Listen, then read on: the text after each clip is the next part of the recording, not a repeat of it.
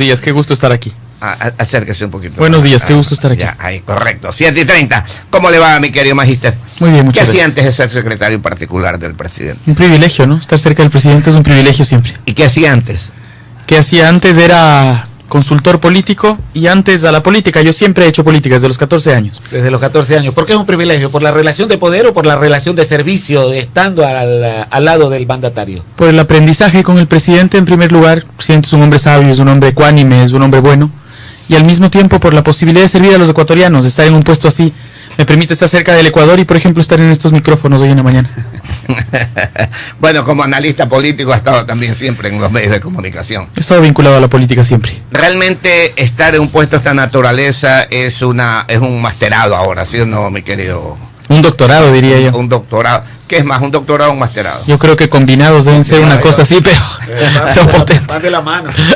Aprender lo que se aprende ahí realmente es increíble. Ver las cosas desde otro punto de vista, ¿no? Es verdad. ¿Y cómo va la evaluación de los proyectos petroleros emblemáticos del año anterior, mi querido? Esta semana hicimos un anuncio público de cara a lo que el presidente planteó hace un año con Naciones Unidas.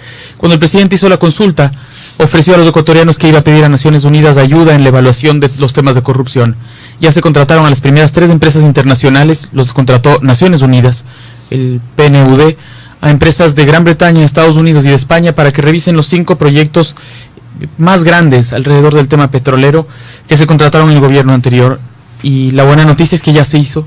Son 5 proyectos que sumaban más de 5.000 millones de dólares y en 60 y 90 días tendremos resultados concretos al respecto. ¿Cuál es la diferencia de lo que se dio en el gobierno anterior en relación a las preventas petroleras? ¿Ha habido reacciones por parte de algunos sectores en relación a que el ministro de Finanzas ha anunciado los contratos de preventa petrolera que han sido criticados en el gobierno de Rafael Correa? Estas son construcciones específicas. De lo que estoy hablando, claro. Los 5 proyectos son la Refinería del Pacífico, el proyecto Terminal Marítimo Monteverde, el proyecto Poliducto Pascuales Cuenca, el proyecto Planta de Gas Natural Licuado Bajo Alto y el proyecto de la Refinería de Esmeraldas todavía no se termina de contratar porque las ofertas fueran más altas de lo planteado por Naciones Unidas. A eso iba, magíster. Yo planteaba la relación del fraude más grande, de pronto ante las circunstancias, la Refinería del Pacífico en el Aromo, más de 1.100 millones de dólares solamente en relleno, en algo que está ahí votado aparentemente. 1.540 millones de dólares en total, 1.540 millones de dólares en total en un terreno que no se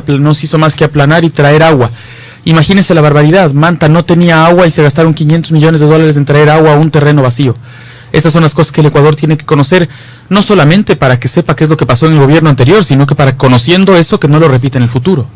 Eso es una gran verdad, eso es lo que nosotros siempre decimos. En días anteriores conversábamos que incluso la relación buscando financiamiento y consiguiendo financiamiento de una refinería, de acuerdo a cómo va avanzando el mundo, las refinerías en función de que todo va siendo eléctrico, como que pasaría a un segundo plano.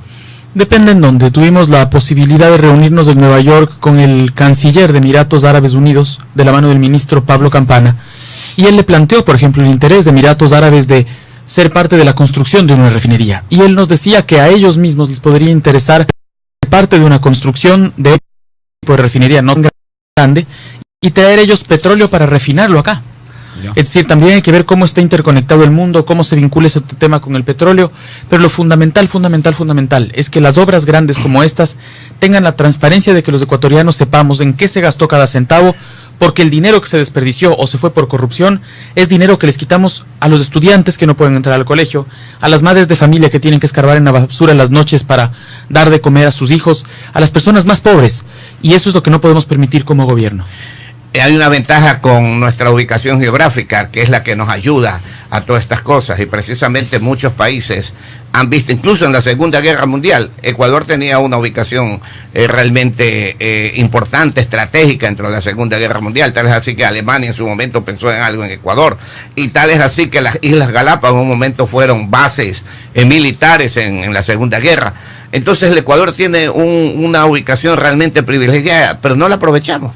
Lamentablemente durante 10 años tratamos de salir del mundo, lo contrario de lo que hace el mundo en particular. Verdad. Claro, durante 10 años, mientras el mundo se integraba, nosotros tratamos de ser una isla. ¿Cuál fue la afectación de eso? Primero, que el mundo nos dejó aislados. Así es. ¿Y qué pasa con eso? Vendemos menos, compramos menos, damos menos empleo, y las consecuencias específicas de esa no venta, de esa no compra, es que hay gente desempleada hoy. ¿Por qué el gobierno se empeña en estar más en el mundo y que el mundo esté más en el Ecuador? Porque eso genera más plazas de empleo, porque eso permite aprovechar lo que usted bien dijo, el lugar estratégico donde está Ecuador. Por ejemplo, no haber estado en la Alianza del Pacífico. ¿Qué sentido tenía? Lógico. Si somos los que más cerca estamos de China, nosotros somos los que más fácil podemos llegar fuera de la Alianza del Pacífico. Así es. ¿Por qué teníamos que tener mala relación con el país al que más le compramos y más le vendemos, como Estados Unidos? Lógico. Por una torpeza política. Así es. ¿Qué tenemos que hacer como gobierno? Ser pragmáticos. El presidente de la República repite todo el tiempo, y lo dijo en la Universidad de Harvard hace una semana: tenemos que producir como se produce en la derecha y tenemos que repartir como se reparte en la izquierda. Totalmente de acuerdo. Eso es lo que aquí siempre decimos. Tantas cosas buenas tiene la izquierda como tiene la derecha. Pero el error son los extremos. Van a un extremo de derecha, un extremo de izquierda. Hay problemas terribles, definitivamente. ¿Hasta dónde, mi querido magíster? Estamos con el magíster Juan Sebastián Roldán, secretario particular del presidente Lenín Moreno en la presidencia de la República. ¿Hasta dónde estamos? 7 de la mañana y 36 minutos, 24 minutos para las 8 de la mañana, 24 para las 8. ¿Hasta dónde, mi querido licenciado Roldán? ¿Hasta dónde nos está ayudando el precio del petróleo? Si bien es cierto, el presupuesto fue pensado en $40 para el año en que estamos viviendo, y estamos ya por 75, Dios quiera que suba un poquito más, pero el precio es volátil, así como sube también puede bajar.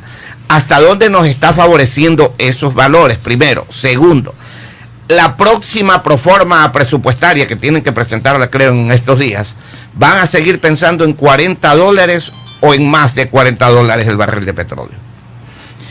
A ver, Vicente, es importante su pregunta, porque los ecuatorianos tenemos la ilusión de que sube el petróleo y el Estado tiene mucho más plata. Así es. Y no es así. ¿Por qué? Porque nosotros, cuando sube el petróleo, igual que recibimos más dinero por el barril de petróleo, pagamos más dinero por los derivados de combustible. Y además pagamos más dinero por el subsidio al combustible. Por eso el gobierno nacional tomó la decisión valiente de primero parar ciertos subsidios. ¿Por qué las personas que tenemos un buen carro y le ponemos súper, nos tiene que regalar el Estado dinero para poner súper? Eso no afecta a la gente más pobre. No hemos subido el diésel, porque eso sí le afectaría. No hemos subido la eco ni la extra, porque eso le afectaría. No hemos subido el gas, porque eso le afectaría. Sin embargo, vamos a discutir cómo esos subsidios del gas, del diésel, de la gasolina, van directamente a los que lo necesitan, a los más pobres. No puede ser que tengamos subsidio al gas para calentar piscinas en la sierra, por ejemplo. Eso no puede ser. ¿Por qué? Porque eso le cuesta al Estado y nos cuesta a todos los ecuatorianos. Entonces, no nos permite que si sube el petróleo tengamos más ingresos, sino que pagamos más dinero por subsidios y más dinero por derivados de combustible. En el caso de la proforma presupuestaria, ¿van a seguir pensando en $40 o piensan subir ese valor? Esos son cálculos de prospectiva económica que el ministerio está haciendo. Es un tema que habrá que esperar a que los técnicos nos planteen.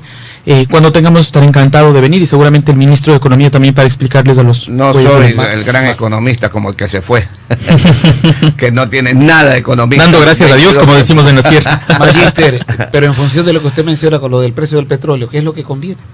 Creo que lo que hay que hacer es ver qué es lo que pasa en el mundo para poder establecer el precio del petróleo. O sea, el mundo dicta una relación de un precio internacional, pero si sube, no sube. Si baja, nos liquidamos. ¿Qué nos conviene? Sí nos corresponde, a ver, sí nos ayuda a que sube, pero lo que tenemos que hacer es que suba, pero que nuestros costos cuando suba bajen. Claro. Y que los subsidios vayan a los que realmente lo necesitan. Por un lado, a los pobres, porque los subsidios, cuando están desviados, son malos, pero cuando están enfocados, son buenos. A los pobres y a aquellos ecuatorianos que necesitan por competitividad un subsidio específico. Eso lo vamos a mantener. Lo que no tiene sentido, como les decía hace un momento, es, por ejemplo, que me den a mí subsidio por utilizar gasolina súper, por un carro grande, por un carro costoso, por un carro lindo. 15.000 anuales de matrícula y quiere subsidio. No tiene lógica. 21 para las 8. Le preguntaba la proforma, mi concepto de la proforma. Yo creo que aunque el petróleo esté en $80, $90, deberían de seguir manejando la proforma con $40, definitivamente. Estaré encantado de pasarle su mensaje, porque creo que ustedes, con la experiencia que tienen en el tiempo, son personas que se dan cuenta, más allá de los técnicos que trabajan una hoja de Excel, ustedes en la realidad comprenden cómo se mueve el mundo. Por una sencilla razón, mi querido magíster, 20 minutos para las 8, con el magíster Juan Sebastián Roldán, secretario particular de la presidencia. Mire, ¿Qué es lo que ocurre? Con 40, si hay exceso, bueno, pueden saber lo que hacen con el exceso.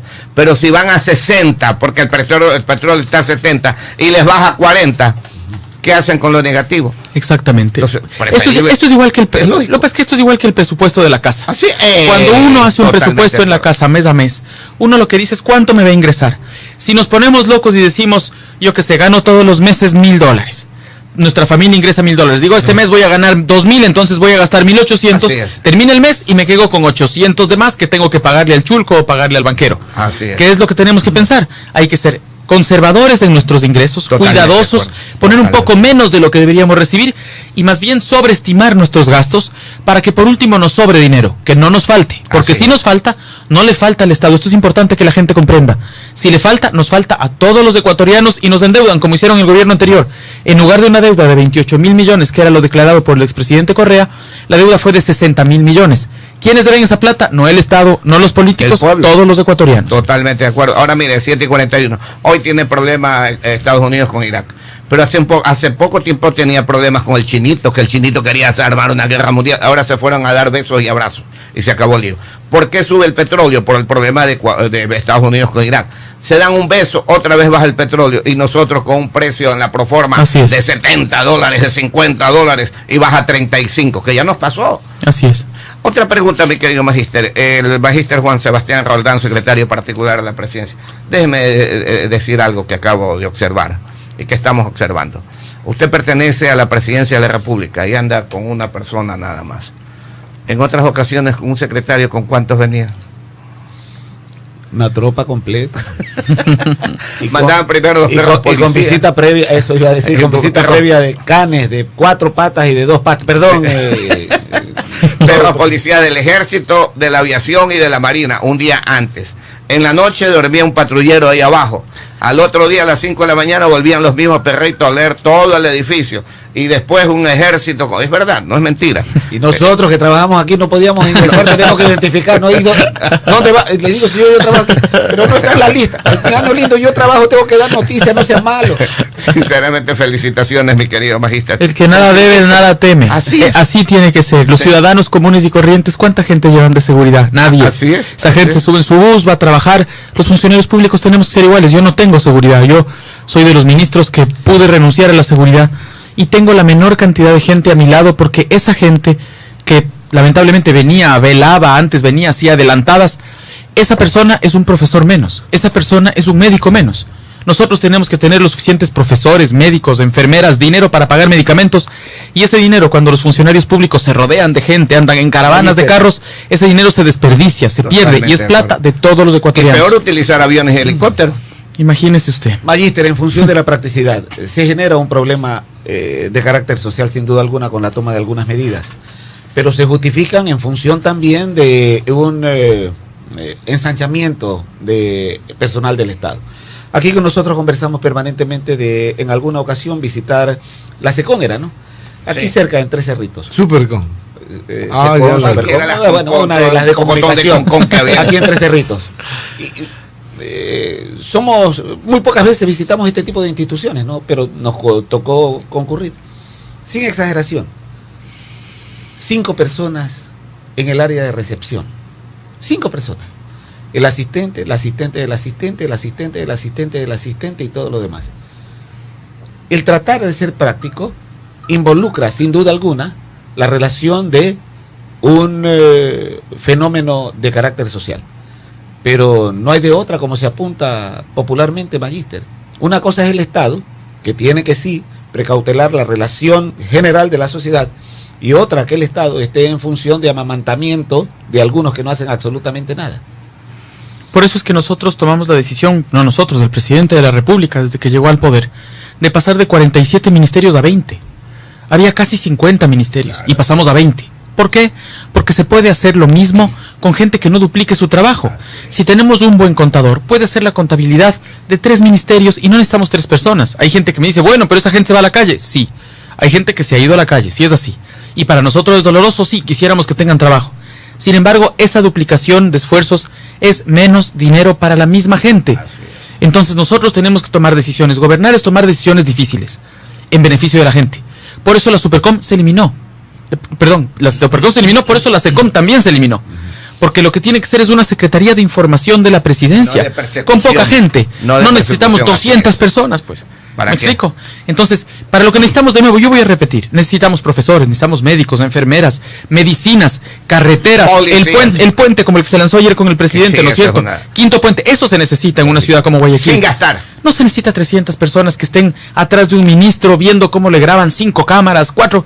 Eso es una vergüenza para los ecuatorianos, eso no se puede repetir. ¿Sabe lo que me gusta de su presencia aquí? Que usted es el que maneja los temas.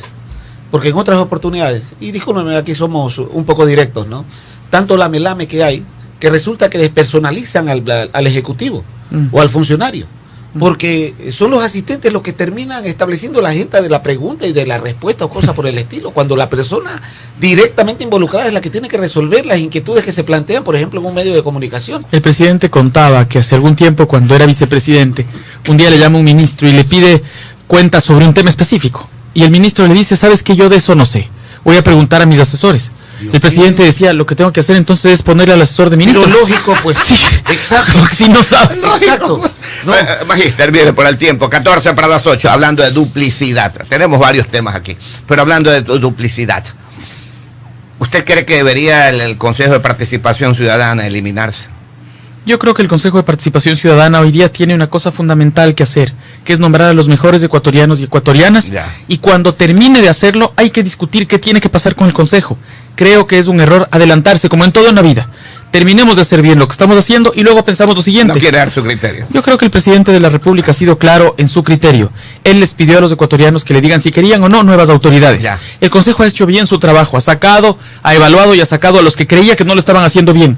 Hoy corresponde la parte más difícil, que es nombrar a los mejores y a las mejores. Claro. Cuando se termine, decidamos qué hacer con el Consejo, porque si hoy nos adelantamos, ¿cuál va a ser la discusión? Lo que pasa hoy día, lamentablemente, en los medios. ¿Debe o no desaparecer del Consejo de Participación? Y no estamos discutiendo que la próxima semana comience el proceso de selección de la Corte Constitucional, del Consejo de la Judicatura, de la Superintendencia de Bancos, de la Superintendencia de Compañías. Esa debe ser la discusión de los ecuatorianos. Ahorita. Claro. En este momento. Pero no es contradictorio. Si elegimos a los mejores, las mejores, ¿para qué eliminarlo? Es que yo lo que creo es que primero tenemos que elegir, luego hay que discutir si ha servido o no la institución. Y lo que creo es que hay que concentrarse, de verdad. En la política solemos de ratos subir las gradas de 5 en 5. Los ecuatorianos comunes y corrientes suben de una en una. A los que les va bien, los suben de una en una.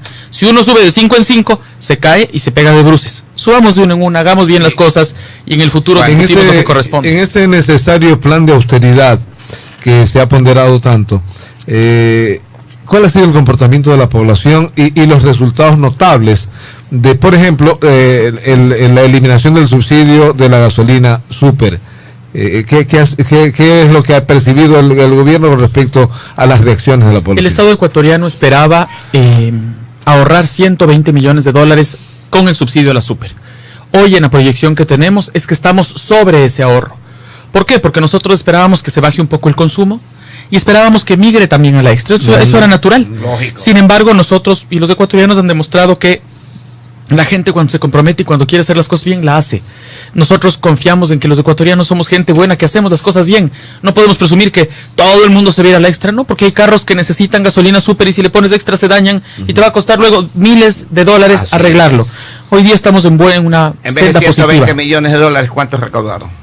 Vamos a recaudar, estamos en el proceso entre 140 y 150 millones. Hablando de eso, mi querido señor Magíster Roldán, la ley de fomento productivo, la remisión, ¿hasta dónde verdaderamente la remisión ha ayudado? Y la ley de fomento productivo, ¿por qué altura va? Estamos contentos. Recuerda usted que los agoreros del desastre del gobierno anterior, yo siempre digo que son profetas del desastre, pero lo bueno es que son un desastre como profetas. No, claro, un desastre como gobernantes y un desastre como profetas. Se llenaron la boca diciéndole al Ecuador que íbamos a perdonarle las deudas a los ricos. Mentirosos, mentirosos, lo decíamos ahora y lo demostramos hoy. Ya hemos logrado que se paguen 84 millones de dólares de remisión. ¿Sabe cuántas personas han logrado pagar deudas en promedio de 700 dólares? ¿Sabe cuántas personas? Hoy día ya van 120,000 personas que han logrado bajar esas deudas. ¿Qué es lo que pasa? Uno tiene una deuda de $1,000, pero no tiene liquidez. No pagas y comienzan a sumarse intereses, multas, y de pronto la deuda se te dispara. 10,000 pasa a $10,000, sí, a $12,000. Así es. Cuando haces una remisión, la gente te paga lo que tú le habías pedido. Es mentira que le perdonas todo el capital. ¿Y qué logras? Que esa persona se libere, pueda producir, pueda abrir su tienda de nuevo. Son deudas con municipios, son deudas con prefecturas, son deudas con el gobierno nacional. Esos mentirosos, los profetas del desastre, son un desastre como profetas. Una pregunta, mi querido magíster. ¿Magíster en qué? ¿En su especialidad? En ciencia política. Ciencia política. Y en administración pública, tengo 2 maestrías. Felicitaciones.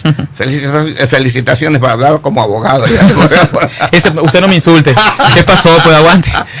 Mire, hablando de esto, en la vida de la humanidad que conocemos, ¿cuántos han fracasado para llegar al triunfo? ¿Cuántas veces han fracasado para llegar al triunfo? Cuantas veces sean necesarias. No se conoce una victoria sin alguna derrota de por medio. Correcto, entonces no hay que, a los que deben, sencillamente, ¿cómo es que se llama? Decir que son los peores y no darles la oportunidad que vuelvan, porque esos que debieron de un momento a otro, con la experiencia que tienen, vuelven y van a surgir y van a dar mucho más, mi querido maestro. Todos los ecuatorianos, para poder llegar a tener algo, los ecuatorianos decentes tienen que deber algo. Sí, señor. Porque para comprarte un carrito hay que endeudarte. Si no logras pagar, la deuda te come. Entonces, ¿qué tiene que hacer el Estado? Que esto es fundamental. Ayudarnos a que podamos cumplir con las obligaciones. No regalarnos. Aquí nadie quiere regalar nada. En el pasado quisieron regalar, no regalaron, se regalaron a sí mismos. Los únicos que no se endeudan son los que cogen plata pública, plata deshonesta. Por eso, cuando nosotros preguntamos qué hace un funcionario, tenemos que ver cómo entra y cómo sale. Y también cómo se compran las cosas. Pero de manera efectiva, ¿no? Pero claro. Porque esos enunciados los tenemos de toda la vida. Y al mismo tiempo este ha sido el gobierno que con más contundencia ha demostrado su lucha contra la corrupción. A ver, aquí pongamos los números claros, como dice el presidente. Un ex vicepresidente está en la cárcel. 4 exministros en la cárcel. 23 exministros del gobierno de Correa con indicios de responsabilidad penal. ¿Y qué hizo el gobierno? Lo único que hizo es dejar que la justicia haga su trabajo, Así independientemente. Y que haga su trabajo con apertura. Un día le preguntaban al presidente hace poco, ¿qué opina usted sobre el expresidente Correa? Y todo el mundo esperaba que el presidente diga... Se dispare. No, el presidente dijo, ojalá vendría al Ecuador y demostraría su inocencia.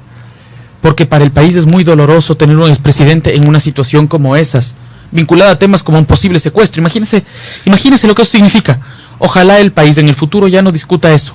Discuta hacia dónde vamos, cuál es el sueño de futuro. Pronto, no lo puedo anunciar hoy día, pero pronto vamos a hacer un lanzamiento de dónde está el sueño del Ecuador al que vamos, en un diálogo nacional, al 2030, al año 2030. Claro. Porque si no nos quedamos en la discusión de hoy, metidos yo qué sé, en cada paso. Mire, mi querido magíster, usted tiene toda la razón del mundo. Ya ha estudiado todo eso y ve más allá de la punta de la nariz que muchos ven. No solamente está ahí. 7 minutos para las 8 de la mañana, 7 para las 8. Le voy a poner un ejemplo práctico. No han pasado 50 años. Vamos a llegar ya a los 50, un poquito menos. La perimetral de Guayaquil. Gobernador Nebot, presidente de León. Cuando se proyectó la perimetral, ellos hablaban de una vía de 8 a 16 carriles. Todo el mundo, los enemigos, ¿cómo vas a creer? ¿De a dónde plata? 16 carriles y Guayaquil lo necesita. Solamente 2 carriles. No han pasado 40 años y eso ya no abastece. Tiene proyecciones todavía para en ciertas partes ampliarla un poco más. Pero mire, 4, lo mismo es el país para el futuro, por Dios santo. Pensar en carreteritas que de aquí para allá, en 30 años más, no les sirven, que 30 años, 10, 15 años más, no les sirven porque son demasiado angostas. Tenemos ejemplos. La que se amplió ahora poco, la que están ampliando Palestina, no es Palestina. Balsar Palestina. Balsar Palestina. Balsar el Empalme. ¿Cuántos años? La que tenemos Guayaquil, Juján, y Juján para adelante, imagínense. No se proyectaron para el tiempo. Velasco Ibarra proyectó una pequeña, el Empalme Quevedo, de puro cemento. Y vaya a ver si no dura, si no existe esa carretera todavía. ¿Cuántos años lleva, economista? No, pues yo tengo 55 más, tiene. Como 100 años tiene esa carretera, con el mismo cemento, angosta todavía. Lo han desbaratado es por el asfalto que le han puesto y ahora es pero puro la carretera sigue. No sigue. Entonces la proyección que ustedes tienen realmente es de futuro. No podemos estar viendo hasta la punta de la nariz, sino hacia adelante, porque el mundo realmente camina, pero como no tiene idea. El presidente cuenta una historia que a mí me llama la atención. El otro día le preguntaban, ¿cómo quiere usted ser recordado? Y el presidente respondía, ¿y por qué cree usted que yo debo ser recordado? Yo lo que tengo es que hacer mi trabajo. Yo tengo que dejar un país que mire al futuro, un país que ilusione a la gente, un país que a los ecuatorianos les dé la certeza de que vamos a tener más trabajo, más oportunidades, una vida linda, una vida agradable, una vida amable. No podemos estar metidos en estas peleas. La política a la gente no le gusta, ¿sabe por qué? Porque los políticos comienzan a pelearse entre ellos en peleas que nadie termina de entender, no sabe quién tiene la razón, quién no. El político tiene que hacer. La gente nos elija para que hagamos, y hagamos honestamente. Y aplicar la ley. Y si en función de la aplicación de esa ley se termina en disputa, pero claro, ya no es culpa. Ya, pues es cuestión de los que disputan. Claro, porque igual el presidente, independientemente de quién sea, siempre va a ser recordado. Ustedes tienen una virtud en esta radio. Permítame, solo permítame solamente decir una virtud. Ustedes tratan lo que a la gente le interesa en el día a día. No están en la discusión esa elevada de los políticos, ni en las peleas intrínsecas, no. Están preocupados de la realidad de la gente. Así es. Eso tienen que hacer los políticos. A propósito, don Juan Sebastián, preocuparse de los problemas diarios de la gente. El doctor Pablo Tocanini le envía saludos, dice claro y conciso Juan Sebastián, como siempre. ¿De qué depende? Un cariño y un aprecio especial a Mauro. Una pequeña inquietud a propósito de lo que usted acaba de decir. ¿De qué depende o de quién depende que el ex vicepresidente, estando preso ya un año y habiendo dejado de serlo desde enero, todavía siga cobrando una pensión de $4,000? Eso es la ley. Es la ley. Yo en esas cosas soy como más cuidadoso, ¿no es cierto? La gente dice, deberían quitarles la pensión a todos los expresidentes. ¿Y de qué viven? O sea, perdóneme. Yo creo que los expresidentes con lo que hacen, primero no podemos presumir que todos son ladrones, no, yo creo que muchos han sido gente decente. Y si son gente decente, necesitan ese sueldo. El que no necesita, el que dice, quíteme a mí la plata, no le alcanza. Pues, si hizo las cosas decentemente, uno sale del cargo público más pelado de lo que entró, es lo natural. Pero ahí viene un tema. Oiga, la historia, Magua corrido por justicia. O está la justicia equivocada o alguien está equivocado. Lucio Gutiérrez en canasta. Abdalá Bucarán corrido. Y así más o menos. Ya. El que sabemos en Bélgica. Pero yo le respondo otra cosa. Entonces, ¿se justifica o no que se les pague? Pero yo le respondo otra cosa. Ajá. Hay otros que no se corrieron. No. Osvaldo, de acuerdo, pero yo le planteo otros. Osvaldo Hurtado vive de esa pensión. Sisto Durán vivió de esa pensión. No, puntual. León Febres Cordero vivió de esa pensión. Rodrigo Borja, perdón, no, sí, Sixto, por supuesto. No. Sixto vive. No, Sixto murió. Pero Sixto vivía de esa pensión. Claro. Rodrigo Borja vive de la pensión. O sea, gente decente, perdóneme, pero gente que vivió de la pensión. Entonces, por eso estamos haciendo la diferenciación de los que han sido sancionados, castigados, perdóneme. Oye, ñaño lindo, pero a ti te ha castigado la justicia, tú no te mereces esto. Pero interesante conversar con el magíster. Pero usted se acuerda también cómo el correísmo mangoneó la justicia para tomar decisiones por ellos, ¿cierto? Se tomó la justicia en las manos. ¿Qué se podía haber de fuera de la época de Correa? Pero ¿qué podían haber hecho ellos? El correísmo, ¿qué podía haber hecho? Conseguir un juez que diga, todos fueron corruptos, quítele la pensión. O sea, lo que tenemos que entender es dónde está el grueso.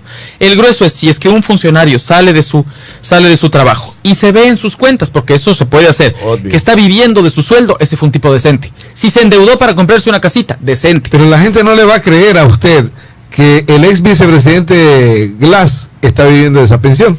Yo creo que eso hay que preguntarle al ex vicepresidente Glass y hay que preguntarles a los jueces por qué no son más contundentes en todos los procesos que contra él pesa. Mire, desde Miami, don Ángel Isaac Espinel lo está viendo y escuchando, dice, pero ¿por qué aún está ganando $4,500 Glass? Yo creo que eso hay que preguntarle a la justicia. A mí no me parece mal que haya una discusión al respecto. Claro. Creo que lo que hay que preguntar es exactamente que los ecuatorianos decidan, son cosas que hay que preguntar a los ecuatorianos. Que hay un vacío en la ley. Yo creo que en la Constitución no dice que si un presidente es corrupto o vicepresidente le paguen o no le paguen. No dice. No, es que debe haber una ley. Por eso estábamos hablando de diferenciación. Sí. Si la justicia que asumimos hay un vacío legal, actúa con justicia, sanciona a alguien por corrupto, por equivocación, pero por alguno de los hechos, por eso que estamos hablando en ese sentido. Ahora, para finalizar, mi querido magíster, sabemos, pero es interesantísimo conversar con usted. Bueno, para mí, estar aquí. Ser magíster en política y lo otro, administración pública, hay para hablar toda una vida. Mire, usted nombró una palabra hace un momento, amable. Nosotros aquí en Radio Sucre estamos tratando de armar un movimiento para ir al ministerio, donde el presidente de la República o a la Asamblea, pero definitivamente solamente con el presidente de la República es más que suficiente. ¿Por qué? Porque en la malla curricular, el Consejo Editorial de Radio Sucre estamos en eso, ¿no es cierto? ¿Por qué en la malla curricular no se vuelve a los valores que necesita el ser humano para ser realmente una persona de bien en el futuro.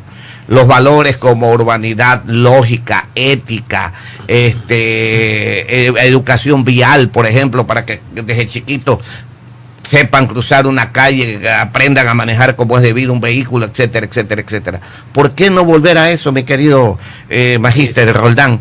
Cuando nos hemos conversado entre los del Consejo Editorial, y definitivamente no es el Congreso el que tiene que ver, simplemente con un decreto ejecutivo ordenado o por una orden al ministro de Educación, puede llegar a todas estas materias a que se vuelvan a dictar desde la escuela: urbanidad, lógica, ética, los principios que necesita un hombre, el manual de Carreño, etcétera, etcétera. Para que usted vea cómo estamos en la misma línea, y creo que la mayoría de los ecuatorianos lo estén. El presidente está a punto de lanzar un gran proyecto de amabilidad, de buen trato, de buena relación entre, primero, comenzando por casa, ¿no es cierto?, una formación de funcionarios públicos para que sean multiplicadores del buen trato, y luego con los medios de comunicación, para que demos las ventajas de por qué los valores nos ayudan. Si usted y yo nos respetamos, aunque tengamos todas las diferencias del caso, vamos a salir con una buena conclusión. Nuestras diferencias nos llevan a una buena conclusión. Nosotros tenemos que ser en política duros con las ideas y suaves con las personas, pero además tenemos que ser gente bien educada. ¿Y sabe dónde comienza eso? En el ejemplo. En la casa. En el ejemplo. Y en la escuela. Y el presidente, yo creo que es una persona que da ese ejemplo. El presidente es un hombre amable, un hombre respetuoso, sí. un hombre cuidadoso, un hombre democrático, un hombre tolerante. Y lo que buscamos es que quienes estamos con él, estamos obligados a reproducirlo. Si teníamos antes un matoncito de barrio, ¿no es cierto?, el que llegaba y se burlaba de los defectos de las personas, se cargaba encima. A ver, ese era un problema. Y al mismo tiempo, el ser una persona amable, decente, no significa que no tenga autoridad. Ojo, el presidente de la República es un hombre que es firme, gobierna y pone las cosas claras. Vamos a pedir un esfuerzo importante en los medios de comunicación y el sector privado para reproducir lo que comenzaremos en el sector público. Pero ¿y por qué no tengamos la valores? curricular? Sin duda ninguna. Vamos a tener que plantear, por ejemplo, hablábamos con el presidente y él lo decía. Él dio una clase hace 2 semanas en El Ángel sobre cívica. Los niños de se acercaron, lo besaban. Claro, el presidente decía, es momento de hablar de cívica. Claro. Y les explicaba a los niños de 10 añitos Sí. por qué es importante amar a la patria. Sí. Por qué es importante amar al prójimo. A la bandera, y al prójimo. La música, al prójimo. Pero claro, y yo creo que esas cosas las vamos a sacar. Yo creo que van a ser buenos años para comenzar a poner la semilla para un futuro mucho mejor para el país. En eso trabajamos todos los días. Felicitaciones, mi querido magíster, gracias por estar con nosotros. En otro momento a ver si conversamos una hora. Estaré Hay que encantado. conversar bastante con usted. Vale Muchas la pena, gracias. mi querido magíster, y sinceramente felicitaciones. Hemos visto un cambio radical definitivamente. En otro momento, alguien en la presidencia de la República desde anoche hubiesen estado aquí. Ya le comentamos hace un momento, mi querido Que no vuelva a suceder. Que no Eso es vuelva lo a importante. suceder. Corrijamos los errores del pasado. Muchas gracias. Ok, el magíster Juan Sebastián Roldán, secretario particular de la presidencia. 8 y 2.